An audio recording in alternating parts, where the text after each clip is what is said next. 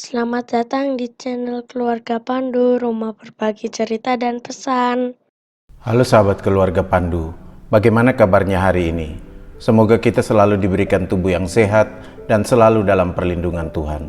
Selamat bertemu kembali dengan keluarga Pandu di dalam studi Alkitab. Bahan studi Alkitab kita hari ini terambil dari kitab Hosea pasal 1 ayat 1 sampai dengan 9. Sebelum mendengarkan penjelasan saya, silakan membaca teks Alkitabnya terlebih dulu. Perkawinan Hosea dan Gomer adalah sebuah metafora relasi Yahweh dengan Israel. Penggambaran seperti ini biasa dalam tradisi Timur Dekat kuno. Gambaran pernikahan seperti Hosea dengan Gomer, perempuan sundal ini, memperlihatkan rusaknya relasi Israel dengan Yahweh.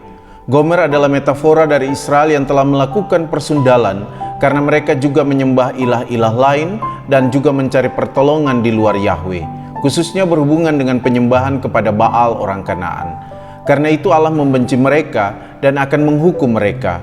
Penyebutan nama Raja Israel dan juga Raja-Raja Yehuda menunjukkan bahwa rencana Allah menghukum Israel dinyatakan di masa pemerintahan raja-raja tersebut. Dan hukuman Tuhan atas kerajaan Israel Utara memang terjadi di masa pemerintahan Hosea, Raja Israel Utara, dan Hizkia, Raja Yehuda, yaitu orang-orang Israel Utara ditaklukkan oleh Salmaneser V, Raja Asyur dan Babilonia, dan diangkut ke pembuangan. Untuk membantu mendalami dan memahami teks ini dapat dibagi ke dalam 4 bagian. Bagian pertama mengisahkan perkawinan Hosea dan Gomer. Bagian kedua mengisahkan kelahiran Yisrael yang dihubungkan dengan hukuman terhadap keluarga Yehu dan pengakhiran pemerintahan Israel Utara. Bagian ketiga mengisahkan kelahiran Lo-Ruhama yang dihubungkan dengan sikap Yahweh yang tidak lagi menyayangi Israel, melainkan hanya menyayangi kaum Yehuda. Bagian keempat mengisahkan kelahiran Lo-Ami yang dihubungkan dengan penolakan Allah yang tidak lagi menganggap Israel sebagai umatnya. Hosea adalah anak Beeri. Dalam pengertian metaforis, Beeri juga berarti mata air. Sehingga secara metaforis, Hosea lahir dari mata air yang terus mengalirkan air dan memberikan kesegaran bagi hidup. Mata air itu adalah Allah yang terus memancarkan cinta kasih-Nya bagi umatnya. Dalam perjanjian baru, kita juga membaca bahwa Yesus disebut juga sebagai mata air kehidupan. Melalui kehidupan perkawinan Hosea, Allah ingin berbicara tentang dan kepada Israel. Ayat 2a dengan jelas mengatakan bahwa Tuhan berbicara dengan perantaraan Hosea. Yahweh meminta Hosea untuk memperistri Gomer yang disebut sebagai perempuan sundal. Penggunaan kata sanunim dalam bentuk plural menunjukkan bahwa perempuan tersebut sering melakukan persundalan. Gomer sendiri sering dihubungkan dengan kepuasan dalam menyalurkan nafsu. Hosea 3 ayat 2 menunjukkan bahwa Hosea juga harus membayar 15 shikal perak dan 1,5 homer jelai yang mungkin sebagai mas kawin atau harga untuk mendapatkan Gomer. Selain mengambil istri perempuan sundal, Hosea diminta juga untuk mengambil anak-anak dari hasil persundalan Gomer. Jadi ayat 2b dapat diartikan bahwa anak-anak tersebut bukanlah lahir dari hasil perkawinan Hosea dan Gomer, melainkan dari hasil persundalan Gomer berkali-kali. Penggunaan kata lekah laka menunjukkan bahwa anak-anak itu diambil oleh Hosea untuk menjadi anak-anaknya. Jadi bukan dari kata peranakanlah seperti terjemahan LAI, tetapi ada ahli yang mengatakan bahwa anak yang dilahirkan dari ibu seorang perempuan sundal disebut juga anak-anak sundal seperti yang biasa terjadi dalam masyarakat. Jadi perintah untuk mengambil anak-anak sundal itu artinya mengambil anak-anak dari persundalan Gomer, bukan dari hasil perkawinannya sendiri dengan Gomer. Ayat-ayat selanjutnya berkaitan dengan kelahiran ketiga anak tersebut dan dianggap mendukung pemikiran ini. Tetapi ada juga yang mengatakan bahwa Hosea 2 ayat 4 dan 3 ayat 3 menunjukkan atau dapat diartikan juga bahwa anak-anak ini bukanlah dari hasil perkawinan Hosea dan Gomer. Tindakan Hosea ini juga menunjukkan ketaatannya kepada Yahweh karena dia melakukan sesuai dengan apa yang diperintahkan Yahweh, dan semua tindakan Hosea ini dipakai sebagai gambaran dari bagaimana relasi Yahweh dengan Israel umatnya. Jadi sebagaimana Gomer apa yang dihasilkan oleh Israel bukan dari ketaatan mereka kepada Tuhan, melainkan dari penyembahan mereka terhadap Baal. Yisrael adalah nama ibu kota Israel Utara di bawah kekuasaan Raja Ahab dan terletak di puncak Gunung Gilboa, dan disitulah Saul dibunuh dalam pertempuran dengan orang Filistin.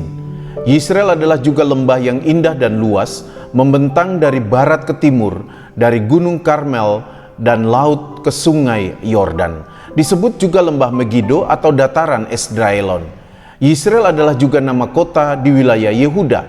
Nama Yisrael tampaknya menjadi pengingat untuk penghukuman keluarga Yehu yang dikaitkan dengan hutang darah terhadap orang Yisrael. Narasi ini tampaknya berhubungan dengan 2 Raja-Raja 10 mengenai kisah pembantaian yang dilakukan Raja Yehu di Yisrael. Yang dimaksudkan dengan hutan darah Yisrael adalah pembantaian yang dilakukan Yehu di Yisrael terhadap keluarga Ahab. Melalui Hosea, Yahweh menyampaikan rencana penghukumannya kepada keluarga Raja Yehu. Tuhan memang menyetujui Yehu menjadi raja atas Israel, tetapi pembunuhan 70 anak Ahab dan juga semua anggota keluarga yang masih ada di Yisrael tidak mendapat perkenaan dari Allah. Penggunaan kata upakati dari pakat menunjuk kepada penghukuman dari Tuhan. Penghukuman Tuhan dihubungkan dengan penumpahan darah, dan ini mengingatkan kita pada aturan tentang penumpahan darah, bahwa Tuhan akan menghukum siapa saja yang menumpahkan darah sesamanya. Kekejaman Yehu dibalas Yahweh kepada keluarganya. Jadi meskipun pada saat Hosea mendapat pesan dari Yahweh, keluarga Yehu tidak lagi memerintah atas Israel, namun Yahweh tetap mengingat kesalahan Yehu dan akan menghukum keluarganya. Pemberian nama Yisrael kepada anak Gomer juga berhubungan dengan pengakhiran kekuasaan Israel. Pengakhiran kekuasaan ini biasanya dihubungkan dengan penghukuman dari Tuhan. Penghukuman dan pengakhiran ini berhubungan dengan ikatan yang dibangun Israel dengan Baal. Kecemburuan Tuhan terhadap hubungan Israel dengan Baal berakibat pada penghukuman Tuhan atas Israel. Pengakhiran kekuasaan Israel disimbolkan dengan mematahkan busur panah Israel. Busur menjadi simbol dari senjata perang. Ini menggambarkan bahwa Israel tidak lagi memiliki kekuatan apa-apa kalau berperang. Karena itu, mereka dikalahkan oleh Salmaneser V, Raja Asyur dan Babilonia. Kata sabarti dari sabar biasanya dihubungkan dengan tindakan Tuhan. Itu artinya bahwa Tuhanlah yang mematahkan kekuasaan dan kekuatan Israel. Nama Lo-Ruhama berarti dia tidak merasa kasihan. Lo-Ruhama adalah nama simbolis yang menunjuk kepada hilangnya rasa belas kasihan Yahweh kepada Israel. Penggunaan kata Naso Esa dari Nasa menunjukkan sikap tegas Yahweh bahwa Allah Israel akan benar-benar menyingkirkan kerajaan Israel Utara atau mengakhiri kekuasaan mereka. Penulis kitab Hosea tidak menunjukkan sikap atau cara hidup Yehuda yang membuat Tuhan menunjukkan kasih kepada Yehuda dan akan menyelamatkan mereka. Mungkin saja penyelamatan ini masih dalam kaitan dengan serangan Salmaneser V. Jadi sementara Allah Israel membiarkan kerajaan Israel Utara dikalahkan oleh Salmaneser V, dia akan melindungi dan menyelamatkan kerajaan Yehuda. Di sini kembali lagi kata raham yang berarti memiliki belas kasihan digunakan sama seperti kata ruhama untuk anak kedua Gomer, tetapi tanpa kata lo. Kata ini memiliki akar kata yang sama dengan kata rahim dari bahasa Ibrani rehem. Itu dapat diartikan bahwa dengan menyimbolkan Israel dengan lo ruhama, maka Israel tidak lagi diakui sebagai yang dilahirkan Yahweh. Sedangkan Yehuda tetap diakui sebagai yang lahir dari Yahweh. Karena itu mereka tetap mendapat belas kasih Yahweh. Karena Yahweh mengasihi mereka, Yahweh akan menyelamatkan mereka. Meskipun tidak dikatakan bagaimana Yahweh akan menyelamatkan mereka, kita bisa mengatakan bahwa Yahweh selalu punya cara untuk menyelamatkan umat yang dikasihaninya. Allah bahkan tidak membutuhkan kekuatan perang untuk menyelamatkan umatnya dari kekuatan yang menghancurkan atau membinasakannya. Kata Lo-Ami ini juga sering ditafsirkan sebagai penegasan bahwa anak-anak Gomer bukanlah anak Hosea. Namun ini bukan maksud dari teks ini, karena Ami lebih menunjuk kepada umat bukan anak.